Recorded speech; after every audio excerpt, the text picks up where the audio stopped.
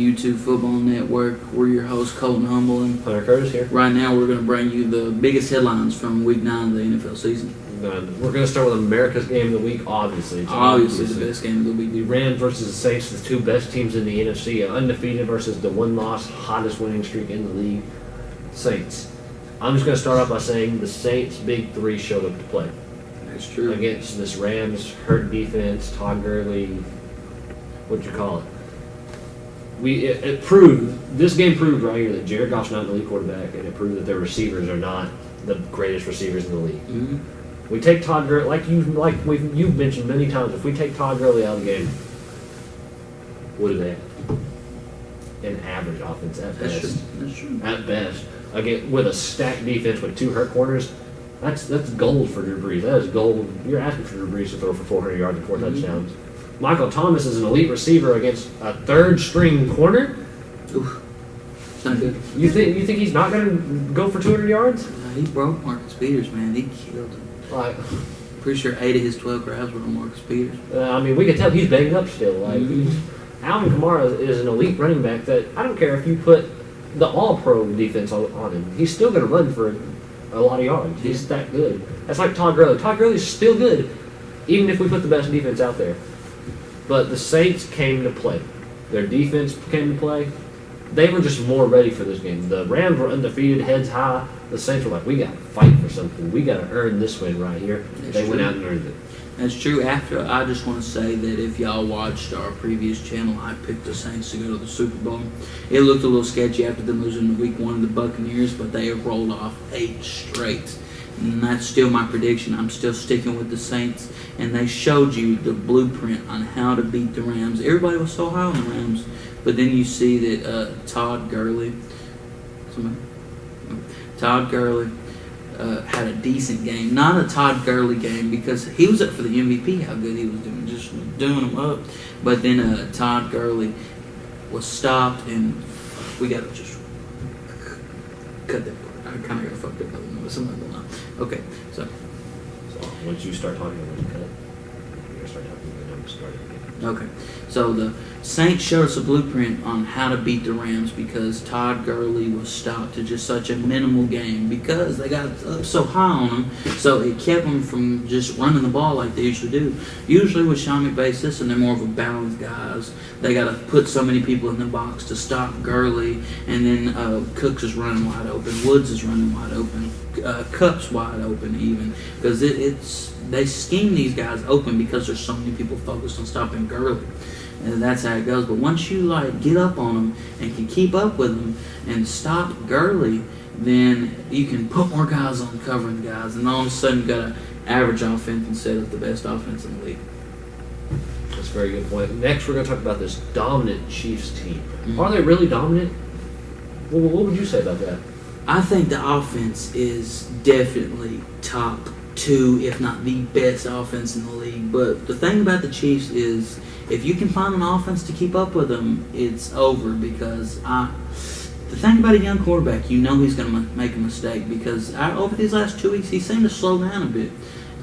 His version of slowing down because he's still throwing it around, but he's thrown 5 picks in the last few weeks, and that's not like him because that'll cost you a game if you're playing a good veteran quarterback like Tom Brady, like they just lost, Aaron Rodgers, or heck, even Jared Goff will be able to keep up with that.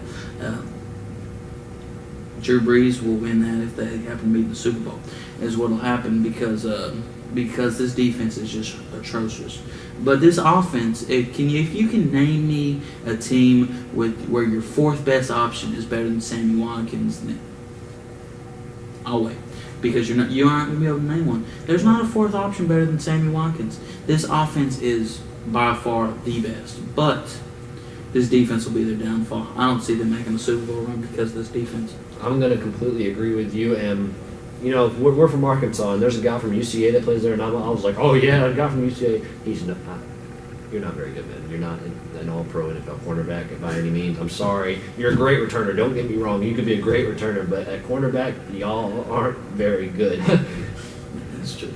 Linebackers, Justin Houston's old. You can tell he's starting to wash up. You got Reggie Ragland. He's got to do something to step up and be the veteran, or we're losing them all left and right here. That's true. Offensively, Barry's always been banged up in my opinion. Even when he had that comeback player of the year, he still looked a little banged up to me.